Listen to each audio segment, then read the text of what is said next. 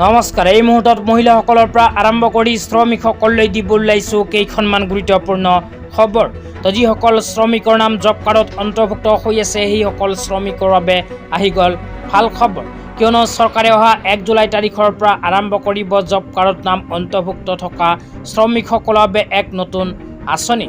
লগতে আপোনালোকৰ নাম যদি অৰুণোদয় আঁচনিত অন্তৰ্ভুক্ত হৈ আছে তেন্তে আপোনালোকৰ বাবে আহি গ'ল গুৰুত্বপূৰ্ণ খবৰ। অনুগ্ৰহ কৰি ভিডিঅ'টোত ক্লিক কৰিছে যদি ভিডিঅ'টো স্কিপ নকৰি প্ৰথমৰ পৰা শেষলৈ চাই থাকিব।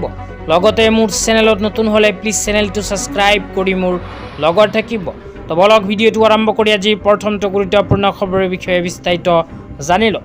আজি প্ৰথমটো গুৰুত্বপূৰ্ণ খবৰ হ'ল অসম চৰকাৰে কেবিনেট বৈঠকত গ্ৰহণ কৰা এক বিশেষ সিদ্ধান্ত লৈ। ইয়াতে লিখা আছে অসমত বিকশিত ভাৰত নিয়োগ আৰু জীৱিকা নিশ্চয়তা অভিযান গ্ৰামীণ। কেবিনেটে 1 জুলাইৰ পৰা অসমত নিয়োগ আৰু জীৱিকা নিশ্চয়তা অভিযান গ্ৰামীণ ৰূপায়ণত অনুমোদন জনাইছে। তো ইয়াতে উল্লেখ কৰা অনুযায়ী যিসকল মানুহৰ নাম জব কাৰ্ডত অন্তৰ্ভুক্ত হৈ আছে সেইসকল মানুহৰ বাবে চৰকাৰে অহা 1 জুলাই তাৰিখৰ পৰা আৰম্ভ কৰিব VBG ৰামজী আঁচনি। তো এইখন আঁচনি আৰম্ভ হোৱাৰ পিছৰ পৰাই শ্ৰমিকসকলে প্ৰতি বছৰে 125 দিনৰ কৰ্মসংস্থাপন লাভ কৰিব পাৰিব জব কাৰ্ডৰ সহায়ত। শ্ৰমিকসকলে প্ৰতি বছৰে জব কাৰ্ডৰ সহায়ত 125 দিনৰ টকা নিজৰ বেংক একাউণ্টত লাভ কৰিব পাৰিব।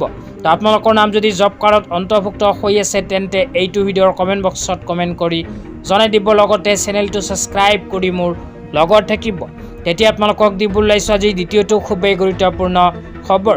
আজি দ্বিতীয়টো গুৰুত্বপূৰ্ণ খবৰ হ'ল চৰকাৰে প্ৰদান কৰা এক বিশেষ আপডেট লৈ। ইয়াতে লিখা আছে আগষ্ট মাহৰ পৰা ৰাইজে অসম চৰকাৰৰ সকলো আঁচনিৰ সুবিধা লাভ কৰিব।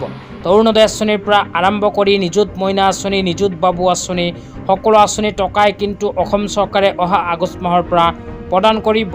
আপোনালোকৰ নাম যদি অৰুণোদয় আঁচনিত অন্তৰ্ভুক্ত হৈ আছে তেন্তে অহা 1 আগষ্ট তাৰিখৰ পৰাই আপোনালোকে নিজৰ বেংক একাউণ্টত অৰুণোদয় আঁচনিৰ টকা লাভ কৰিব।